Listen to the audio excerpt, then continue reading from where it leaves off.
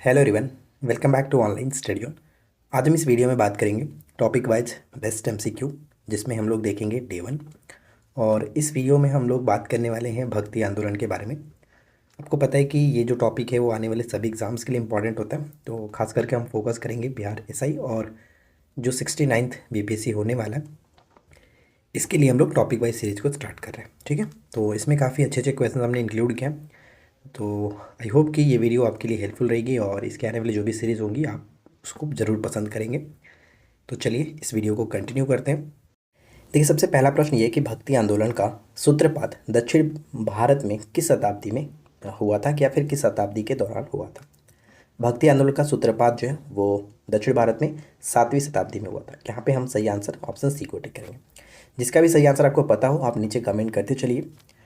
Second question है कि अलवार संत के बारे में निम्न में से कौन सा कथन सही है। क्वेश्चंस का जो लेवल रखेंगे हम थोड़ा सा स्टैंडर्ड लेवल रखेंगे ताकि हर एग्जाम्स को कवर किया जा सके। ठीक है, तो अलवार संत के बारे में निम्न में से कौन सा कथन सही है। तो देखिए, अलवार संत जो भक्ति आंदोलन के जन्मदाता माने जाते हैं, बिल्कुल सही है।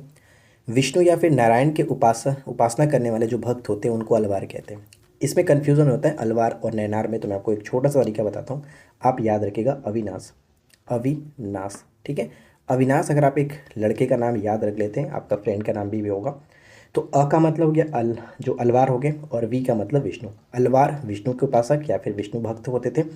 अब यहाँ पे जो ना देख रहे हैं वो नैनार और स से शिव, यानी कि अलवार जो होते थे वो विष्णु के, नैनार शिव के। इस तरह से आप याद रख सकते हैं। सेकेंड पॉइंट भी सही है।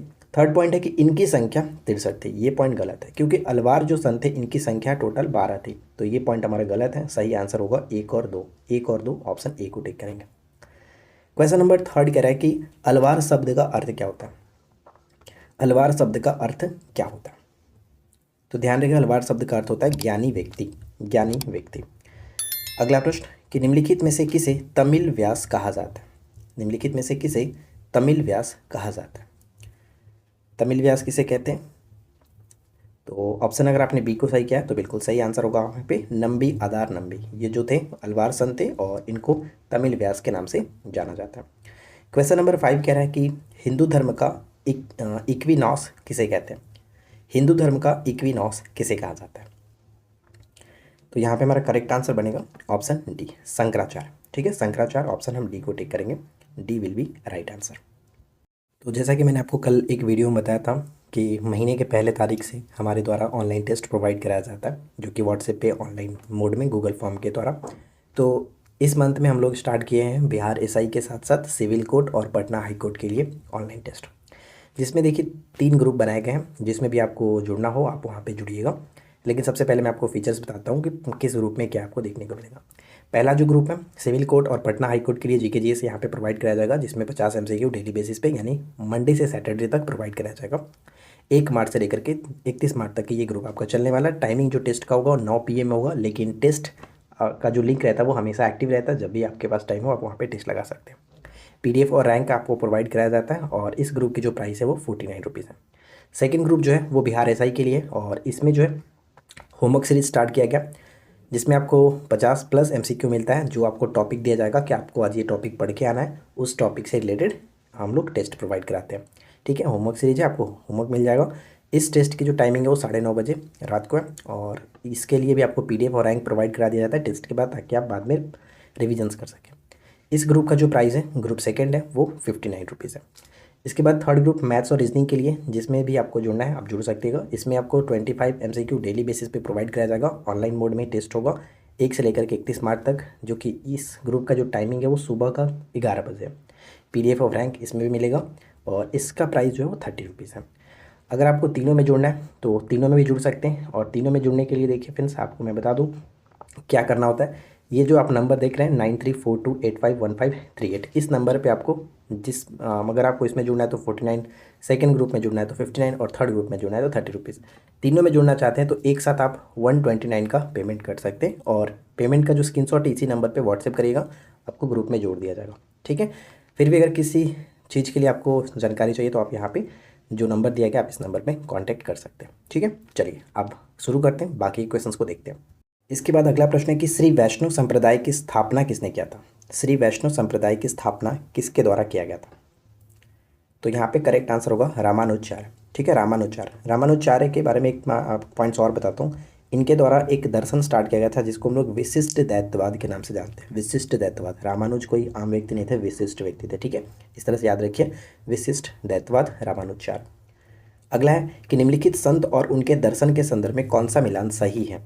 तो बताइए कि यहाँ पे कौन सा मिलान सही तरीके से किया गया। देखिए, दैत्यवाद की बात करें तो माधवाचार्य बिल्कुल सही है।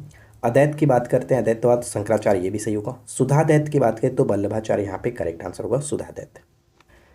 तो कुल मिलाकर यहाँ पे देखें तो तीनों के तीनों मिलान बिल्कुल सही है, इसलिए हम ऑप्शन सी को जाएंगे। 1 2 3 तीनों सही है। क्वेश्चन नंबर 8 देखिए क्या है। अगला प्रश्न ये कह रहा है कि वेद परिजात सौरभ की रचना निम्नलिखित में से किसने किया था। वेद परिजात सौरभ की रचना निम्नलिखित में से किसने किया था। तो करेक्ट आंसर होगा ऑप्शन डी, निम्बार्काचार्य। निम्बार्काचार्य, यहाँ पे ऑप्शन डी को टिक करेंगे। वेद परिजात सौरभ, निम्बार्काचार्य। पुष्टि मार्ग दर्शन के प्रवर्तक किसे माना जाते हैं, ये क्वेश्चन बहुत बार रिपीट हुआ है।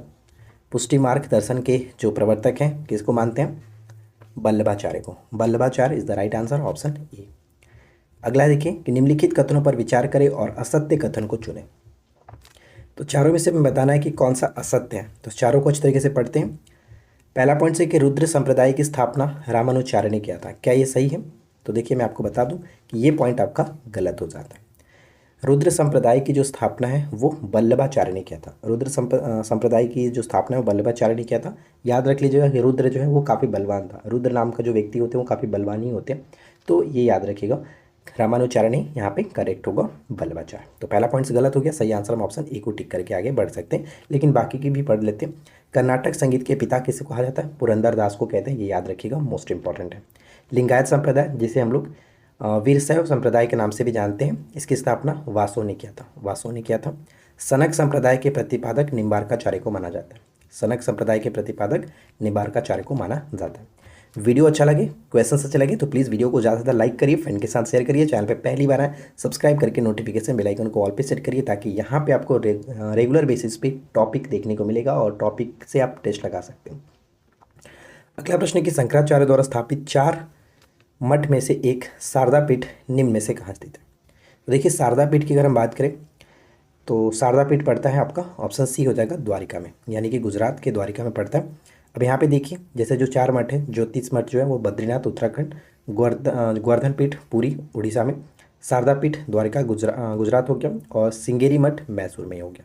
तो चारों आप यहाँ पे याद रखेंगे। अगला प्रश्न है कि निम्नलिखित में से कौन सा कथन असत्य है। बताइए कौन सा कथन असत्य है। पहला पॉइंट है कि गीत गोविंद की रचना जयदेव ने किया था, एकदम मोस्ट इंपॉर्टेंट है, वीवीआई प्रश्न है, हमेशा रिपीट होते रहता है। जयदेव जो थे वो लक्ष्मण सेन के दरबार में रहते थे, ये भी सही है, ये भी पहला सही था। प्रथम बंगाली कवि होने का जो गौरव है वो चंडीदास को है, ये भी सही है, यानी कि कोई भी असत्य नहीं है, इसलिए हम ऑप्शन डी को टिक करेंगे, उपरोक्त में से कोई भी नहीं, ऑप्शन डी। निम्न में से किसका वास्तविक नाम विशंभर मिश्रा था। विशंभर मिश्रा था, बताइए किसका नाम विशंभर मिश्रा था। तो अगर आपने ऑप्शन सी को टिक है तो बहुत अच्छा। चैतन्य, चैतन्य जो महाप्रभु थे, जिनको इनका बचपन का नाम निमाई पंडित भी था, इन्हीं को विशंभर मिश्रा इनका वास्तविक नाम था, ये ध्यान रखिएगा, चैतन्य महाप्रभु, ऑप्शन सी। बंगाल के किस संत या फिर सुधारक ने कृष्ण पंथ को लोकप्रिय बनाया था। कृष्ण पंथ को लोकप्रिय बनाया था, वो कोई और नहीं, वो वही थे चैतन्य महाप्रभु, चैतन्य यहाँ पे सही होगा, ऑप्शन सी। अगला है कि किसने भगवत गीता की कमेंट्री लिखी थी, जिसे गगनेश्वरी के नाम से भी जानते हैं। गगनेश्वरी कहा जाता है, किसने लिखा था। गगनेश्वरी जो कि ज्ञानदेव होगा, करेक्ट आंसर ज्ञानदेव। गगनेश्वरी ज्ञानदेव ने लिखा था। नेक्स्ट पॉइंट है कि महाराष्ट्र के निम्नलिखित भक्ति संतों में से कौन मराठा राष्ट्रवाद की पृष्ठभूमि तैयार करने के लिए जिम्मेदार थे, जिन्होंने सभी सामाजिक भेदभाव का भी विरोध किया था। मराठा राष्ट्रवाद की पृष्ठभूमि तैयार करने के लिए जिम्मेदार माने जाते हैं, उनका नाम क्या है, तो उनका नाम है Tukaram. Tukaram, option D will be correct answer, Tukaram. ठीक है, अगला प्रश्न। नेक्स्ट क्वेश्चन है कि भवार्थ दीपिका और ज्ञानेश्वरी गीता, जिसको हम लोग मराठी गीता के नाम से भी जानते हैं, कि रचना किस संत ने की थी। किस संत ने की थी। तो यहाँ पे हमारा सही आंसर होगा ज्ञानेश्वर। ज्ञानेश्वर ने किया था। ज्ञानेश्वरी जो गीता है, या फिर इसको मराठी गीता के नाम से जानते हैं, भवार्थ दीपिका भी इनकी रचना। अगला है कि भक्ति आंदोलन के संतों में से कौन इस्लाम से अत्यधिक प्रभावित थे। मोस्ट इंपॉर्टेंट रहने वाला है कि कौन इस्लाम से अत्यधिक प्रभावित थे। तो राइट आंसर यहाँ पे बन जाएगा ऑप्शन बी, नामदेव जो है वो इस्लाम से काफ़ी प्रभावित थे, भक्ति आंदोलन के संत नामदेव। निम्नलिखित में से किस भक्ति संत के अनुसार धार्मिक जीवन के लिए किसी मठ या फिर संसार से पलायन की कोई आवश्यकता नहीं है। ये किसका कथन है? किस भक्ति संत के अनुसार धार्मिक जीवन के लिए किसी मठ या संसार से पलायन की कोई आवश्यकता नहीं है। ये जो कथन है वो एकनाथ का है। एकनाथ यहाँ पे करेक्ट होगा, ऑप्शन ई। अगला प्रश्न देखिए, इनमें से कौन शिवाजी के समकालीन थे। ये प्रश्न भी कई बार रिपीट हुआ। इनमें से कौन शिवाजी के समकालीन थे? शिवाजी के समकालीन यहाँ पे हमारा करेक्ट आंसर होगा जो कि तुकाराम। ठीक है, तुकाराम, ऑप्शन डी को टिक करेंगे, तुकाराम। अगला प्रश्न नेक्स्ट वन है कि निम्न में से कौन सा कथन सही है। निम्न में से कौन सा कथन सही है? देखिए पॉइंट्स बताता हूँ। जो भी मैंने आपको ऊपर में एक बताया था कि ऑनलाइन टेस्ट के बारे में जो टॉपिक वाइज आपको होमवर्क दिया जा रहा है, वो होमवर्क आपको ग्रुप में हमारा मिल जाएगा। तो उस ग्रुप के आप होमवर्क को पढ़ करके आएंगे, तो उसके बाद हम उसी मतलब कि जो टॉपिक आपको दिया था उसी टॉपिक से यहाँ पे हम लोग आपको डेली बेसिस पे एमसीक्यू प्रोवाइड कराएंगे। तो आपको पहले ही पता चल जाएगा कि क्या टॉपिक आने वाला, आप उसको पढ़ करके रेडी रहेंगे। उसके बाद यहाँ पे आप टेस्ट लगाइएगा तो आपको प्रॉपर तरीके से हेल्पफुल होगा। तो कौन सा कथन सही है? दासबोध की रचना रामदास ने किया। दासबोध की रचना रामदास ने किया, बहुत बार पूछा गया, इसको याद रखिएगा। रामदास धरकारी संप्रदाय के संत थे, तो ये भी बिल्कुल सही है। रामदास जो है वो धरकारी संप्रदाय के संत थे और ये शिवाजी के गुरु भी थे। तो तीनों के तीनों पॉइंट्स यहाँ पे सही है, इसलिए ऑप्शन सी को टिक करेंगे। 1, 2, 3 तीनों सही है। अलवार संतों के भजन के संग्रह का क्या नाम है? अलवार संतों के भजन के संग्रह का क्या नाम है? अलवार जो संत थे इनके जो भजनों का संग्रह होता था, इसको हम लोग किस नाम से जानते थे? इसे जानते थे दिव्या प्रबंध। दिव्या प्रबंध, ऑप्शन ई। कबीर जो थे वो किसके शिष्य थे? कबीर किसके शिष्य थे? तबीयत थोड़ी सी ठीक नहीं है, जिस वजह से हो सकता है कि वॉइस में आपको प्रॉब्लम हो रही होगी, तो उसके लिए मैं माफ़ी चाहूँगा। कबीर किसके शिष्य थे? तो कबीर जो थे वो रामानंद के शिष्य थे। यहाँ पे सही आंसर हमारा बन जाएगा ऑप्शन ए, कबीर रामानंद के शिष्य थे।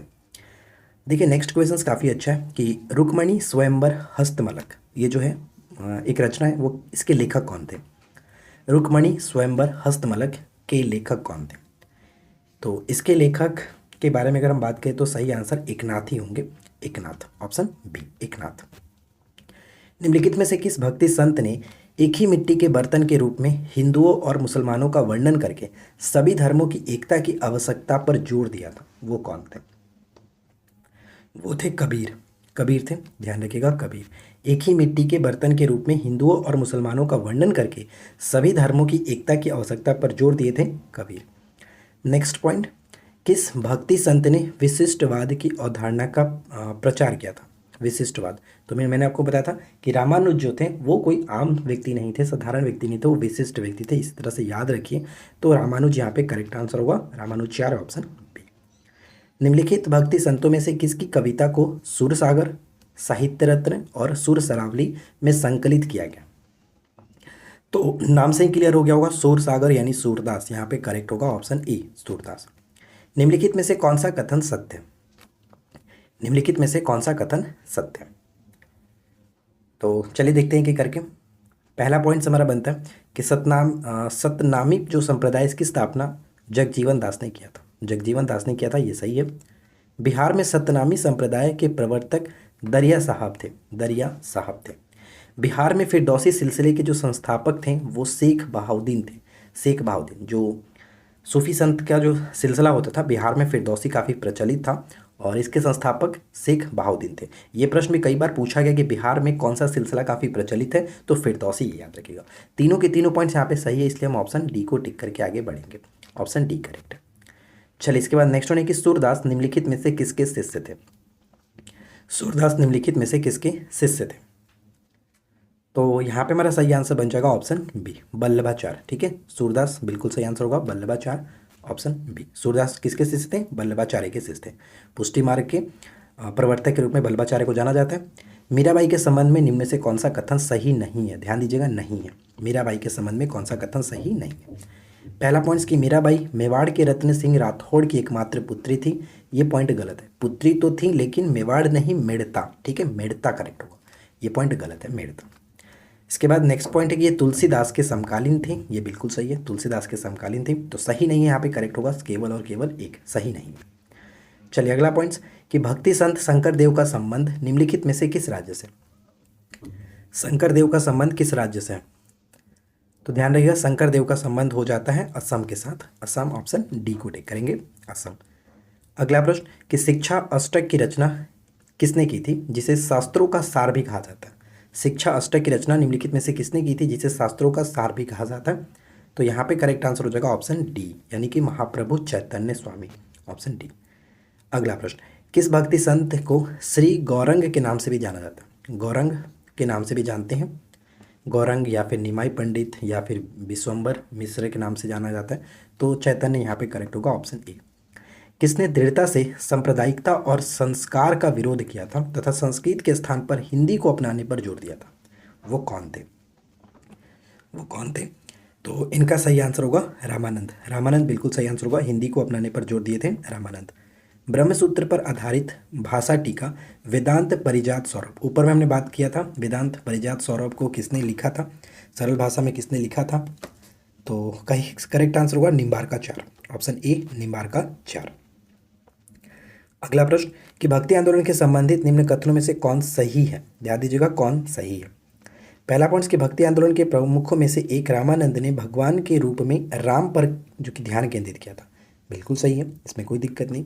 सेकंड पॉइंट कि श्री रामानुजाचार्य एक भारतीय दार्शनिक थे और उन्हें प्रमुख वैष्णव संत के रूप में भी जाना जाता है, तो ये बिल्कुल सही है।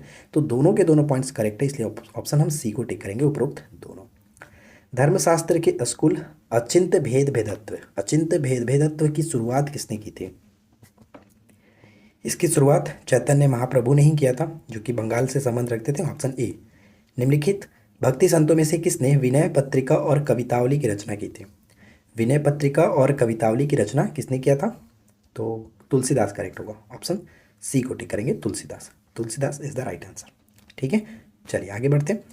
रुद्र संप्रदाय किसके द्वारा स्थापित किया गया था? और ये प्रश्न मैं आपको ऊपर बताया था कि रुद्र जो थे वो काफ़ी बलवान थे ना, तो यहाँ पे करेक्ट होगा क्या होगा, रुद्र नाम का व्यक्ति काफ़ी बलवान होता है, तो बल्लभ यहाँ पे याद रखिए, इस तरह से याद हो जाएगा आपको, तो बल्लभाचार्य करेक्ट है।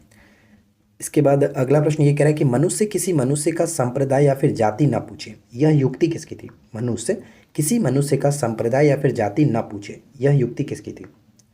ये जो युक्ति थी वो रामानंद की थी, रामानंद की थी, और इन्होंने संस्कृत को ध्यान ना दे करके हिंदी को काफ़ी जो कि महत्वपूर्ण माना था।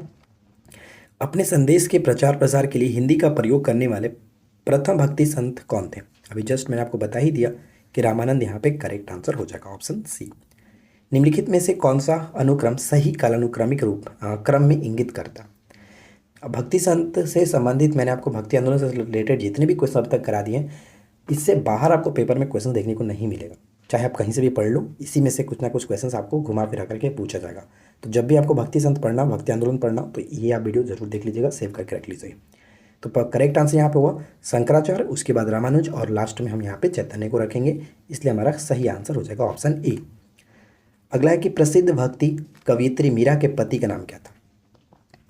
मीरा के पति का नाम क्या था? देखिए जो मीरा थी इनका संबंध तो मीणता से था, लेकिन इनकी जो शादी हुई थी वो यहाँ पे देखिए राजकुमार भोजराज के साथ हुआ था, भोजराज के साथ हुआ था, और इनका संबंध जो था वो कहाँ से? तो ये याद रखिएगा आपको, चित्तौड़ से। ठीक है, चित्तौड़ से। चलिए फ्रेंड्स आगे बढ़ते हैं। राग गोविंद किसने लिखा था? राग गोविंद किसने लिखा था? एक होता है गीत गोविंद जो कि जयदेव जानते हैं, लेकिन राग गोविंद को हम लोग मीराबाई के रूप में जानते हैं। राग गोविंद को मीराबाई ने लिखा है, मोस्ट इंपॉर्टेंट है, बाकी का हमेशा कंफ्यूज करता रहता है, इसको याद रखेंगे। चलिए इसके बाद अगला है कि भक्त तुकाराम किस मुगल सम्राट के समकालीन थे? भक्त तुकाराम किस मुगल सम्राट के समकालीन थे? तो सही आंसर हो जाएगा ऑप्शन सी, जहांगीर के समकालीन थे, option C will be correct answer. तो देखिए 45 MCQ अगर हमने यहाँ पे डिस्कस किया, तो उम्मीद करते हैं कि ये भक्ति आंदोलन संबंधित सारे पॉइंट्स आपका कवर हो गया होगा, जितने भी आपने सोर्सेज से पढ़ा होगा। और जो लोग हमारे उस पेड कोर्स में जुड़े होंगे, यानी कि जो भी आपका टेस्ट वाला टॉपिक वाइज मैंने बिहार SI के बारे में बताया था, जिसका प्राइस 59 था, तो उसमें आपको टॉपिक बता दिया गया कि नेक्स्ट टॉपिक क्या होगा, उसी के रिगार्डिंग हम लोग यहाँ पे आपको क्लास लेंगे। तो आप लोग रेगुलर अगर टॉपिक वाइज पढ़ना चाहते हैं, टॉपिक वाइज जो भी होमवर्क आपको मिलेगा, तो आप हमारे इस बैच में या फिर इस ग्रुप में जुड़ सकते हैं। जुड़ने के लिए प्रोसेस मैंने आपको बता दिया था, आप वहाँ पे जा करके जुड़ सकते हैं। और वो नंबर क्या है? तो नंबर मैं आपको एक बार फिर से बताता हूँ, 93 42 85 15 38 इसी नंबर पे आपको पेमेंट करना है, इसी नंबर पे पेमेंट करना और पेमेंट करके स्क्रीनशॉट इसी नंबर पे व्हाट्सएप कर दीजिएगा, आपको जोड़ दिया जाएगा। तो आज के इस वीडियो में इतना ही, मिलते हैं नेक्स्ट क्लास में। Thanks for watching, keep learning, have a good day.